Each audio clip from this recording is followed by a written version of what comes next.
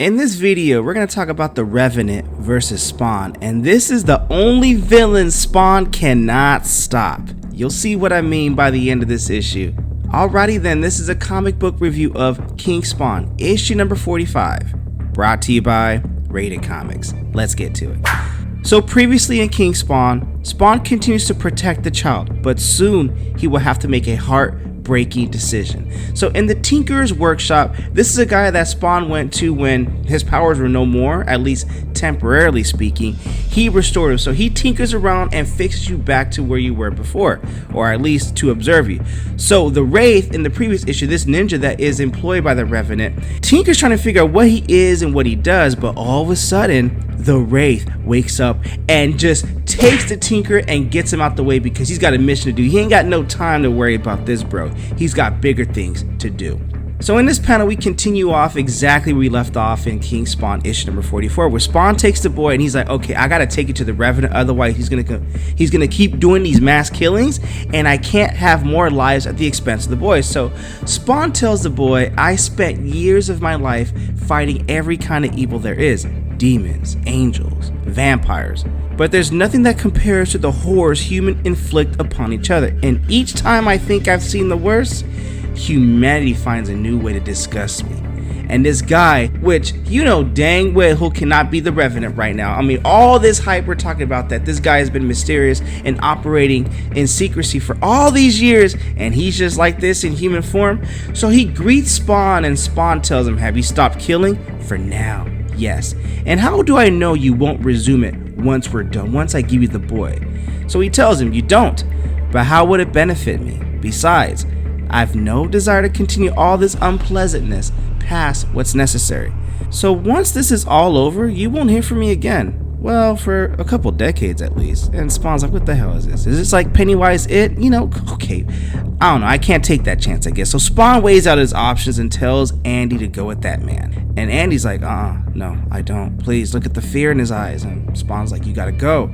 So the boy walks up to the man, and the man goes dark and sinister real quick. Those eyes and that knife, you know damn well it's not going to be good. And well, you know, what'd you expect right there? But Spawn is the kind of brother that always has something up his sleeve, as evidence right here. The boy was a decoy. He wasn't a real boy, and turns into maggot and disintegrates. And this guy is like, did you really think that would work? I'm not surprised, but I had to take you up on it. I understand you're frustrated about this whole situation. I'm not thrilled about it either. If it were up to me, I'd just grab some homeless kid, but Moloch has very specific requirements. And I don't know if this is the first mention of Moloch in the Spawn comics. You guys comment below, let me know right there. But if that is, then this Spawn comic might potentially be a key issue, but you guys let me know. There's a whole lot of lore and a whole lot of Spawn to go over with that. So Spawn's naturally asking, who is that?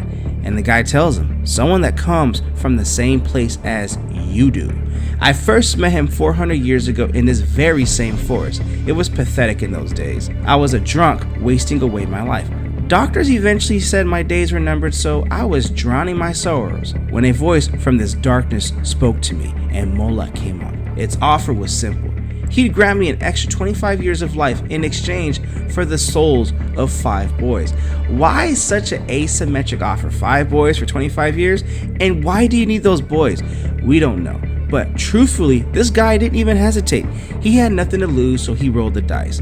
And guess what? It worked. Since then, we've renewed the agreement every 25 years. It's given me more than I could ever imagine. Do you know what it's like to live for centuries? The level of power and wealth you can acquire just by surviving longer than others? Well, you know, I used to think at some point I get bored of it, but all honesty, the older I get, the better it feels. And Spawn's like, man, I don't give a damn. You and your freaking master are done.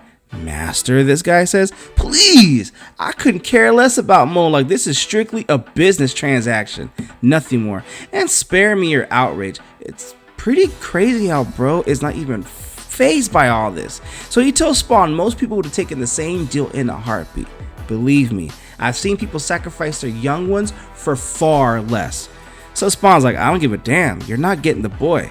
And the guy tells him, that's funny, you sincerely mean that, don't you? You sacrifice other people just to win today. That's who your character is. And fortunately, it won't matter. I've retrieved the boy's location from your mind.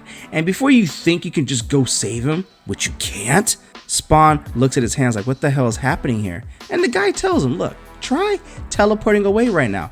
It won't work. See, I'm not like you. I don't have powers of my own. But time has allowed me to pick up a few little tricks over the years. Take this binding spell, for example. Learned it from a witch I imprisoned near the turn of the 19th century. You can't go nowhere, bro. So sit back, relax, get your popcorn ready. You ain't going nowhere. That boy is mine.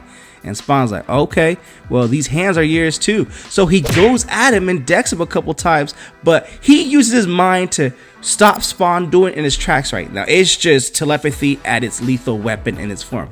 So in Spawn's safe house, Terry hears something. He grabs his gun, he looks around. Al, is that you? And Wraith is like, oh, it ain't Al Simmons, it's something much worse right now. So he goes to work on him. But back in Spawn's action, Spawn is getting worked by this guy, getting rocks and kicks and hands thrown at him, but Spawn is fighting back too. So is Terry Fitzgerald. I like the split panel here, but you know what? Terry is outnumbered and just outgunned, literally, and outstrength in this match right here. Nothing can happen.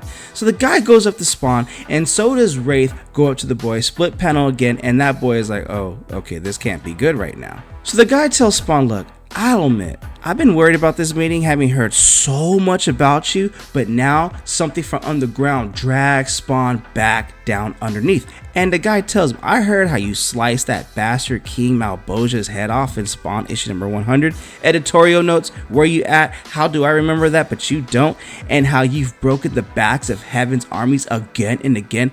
Unfortunately for you, there are forces much greater than either heaven and hell. And this guy tells Spawn, bye-bye. I don't know if he's playing God right now or if he's being serious, but this is the end of the Revenant versus Spawn. The only villain Spawn can't stop. Now you see what I mean by the end of this issue? Spawn is like, yo, I haven't dealt with anything like this before. But then again, this guy has years and years upon Spawn where he's acquired some knowledge to gain the upper hand. What you guys think of this comic book? Comment below, let me know. And also link in description if you wish to purchase this comic book and or any of our other limited print rated comic exclusives to add to your comic book collection. Support the art, support the industry. With all that being said, thank you again for watching. Till the next upload.